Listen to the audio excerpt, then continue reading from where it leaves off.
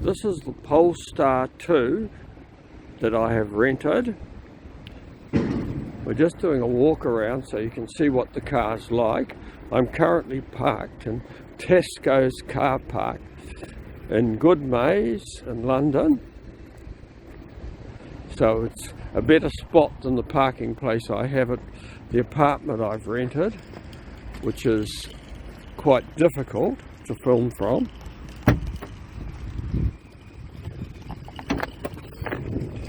As you can see from the stuff I've got on the boot and that the boot space in this car is quite reasonable.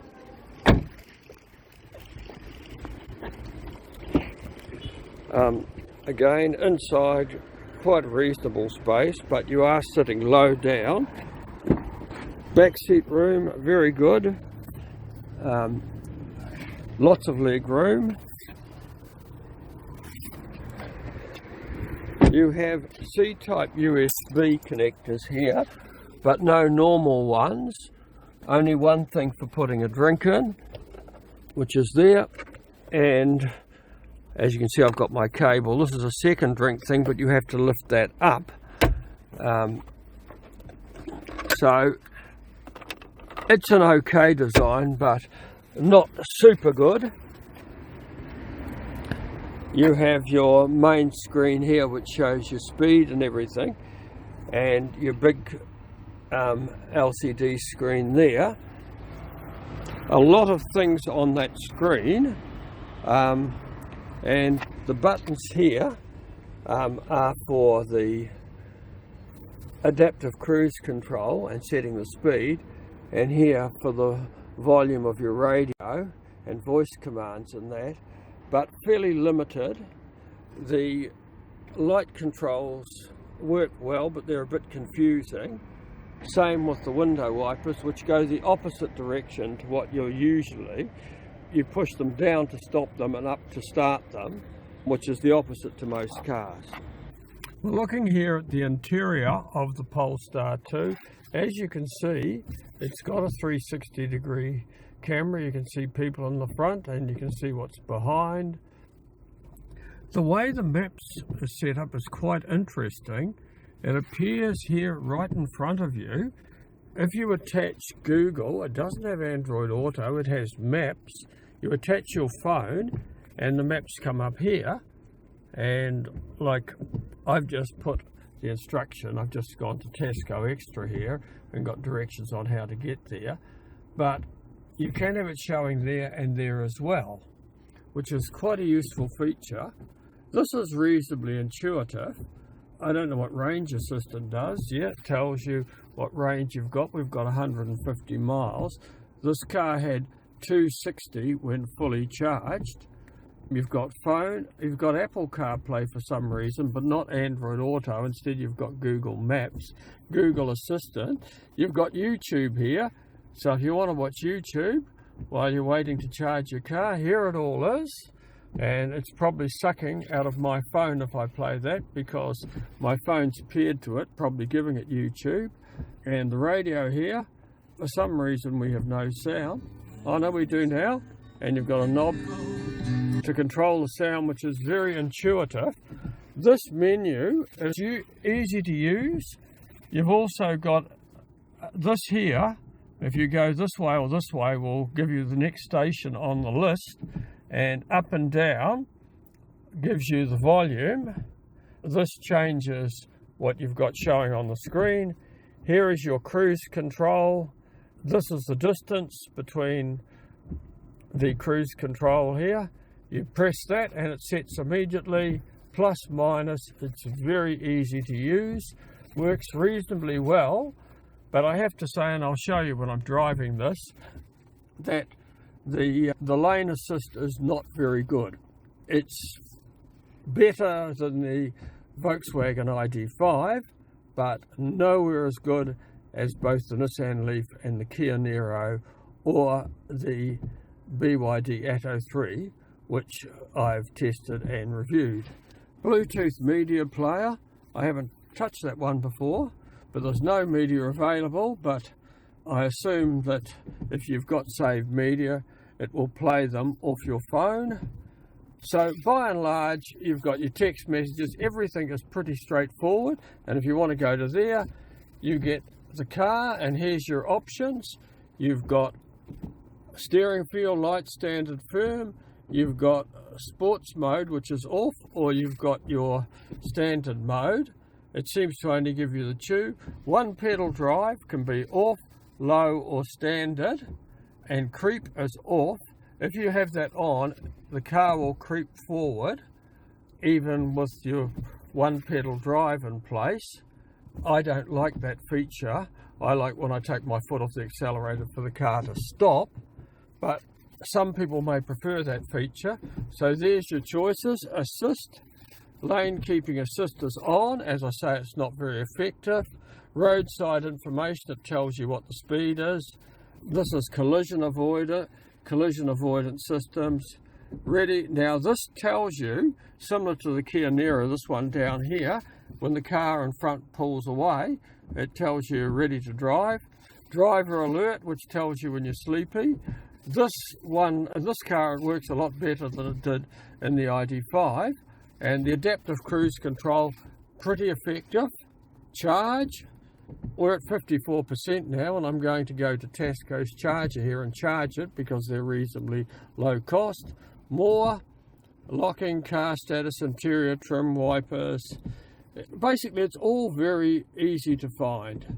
So, quite an intuitive, easy car to use. This car drives very well. It's quiet, but which is a negative to it, is that the turning circle, even for a big car, is very poor. It's got a big turning circle, which is not what you want. And also, the ride is not brilliant. You feel the bumps, and if you get on certain roads, there's quite a lot of road noise. It's not as well insulated as I thought it could be, but the ride is still reasonable, but it's not quite as good as I would expect at this level of car and at the price point that this car is at. In terms of range, fully charged it was 260 miles of range, which is probably about 420 kilometres from a guess for people that are using metrics, which we do back home in New Zealand, but they still use miles in the UK. It's got a 77 kilowatt hour useful battery, so even with my driving, which is not very aggressive, this car is not economic. One thing which I'll show you when I have it on the open road, it is extremely powerful. My understanding is you can go from 0 to 100 kilometers an hour in 3.9 seconds if you really want to experiment with that. But its acceleration is similar to, in fact, it would be better than a Tesla Model 3. It has got incredible pickup and speed. You pay for that with relatively poor economy. This here is the gear change. Now this is very easy to use. You just look at what's on the panel here. Now at the moment it's in park. I will unpark it, and you can see that comes on. That lights up there. It's not showing well on the camera, but it has lit up. And we're in reverse. You just simply go back, we're in neutral, and then we're in drive. Now for some reason this is not showing up clearly on the camera, but I can tell you can see it clearly in real life. It turns orange. Very simple to use, and if you want to park it, you just push park here and it's parked again. The Polestar has a selection of buttons here. This one here is to start the adaptive cruise control. If you press that one there, the lane assist will come on, and that is your plus speed, which usually goes up in segments of 5 miles, and that's your minus one, which goes down in segments of 5 miles. Now, why I'm saying miles is I'm in the UK, so for people in New Zealand and other countries that use metric system, I don't know how this would work, but I assume it would operate in units of 5 kilometres. On the other side here, that is for answering the phone. This changes the display on the panel. That is the OK button, so if you get an annoying notice, you press that. The only one that it doesn't successfully get rid of is the tyre pressure notice, which just keeps reappearing until you save the tyre pressures. These are the up and down volume for the radio, and that's the station's volume, backwards and forwards. But mysteriously, in any case, this car changes radio station without you touching them, and you have to go back to the station you want. I don't know if that's something that's wrong with this car or whether it's a fault with these sort of cars. Now at the moment I've got it charging because I'm about to return it, and as you can see at 94% it has slowed up to 18 kilowatts, so it does slow when you get up towards the top rate of charge.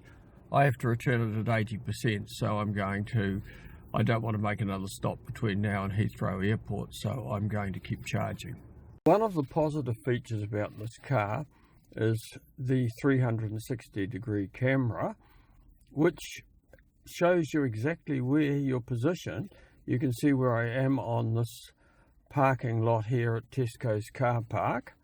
You can see the white lines on either side.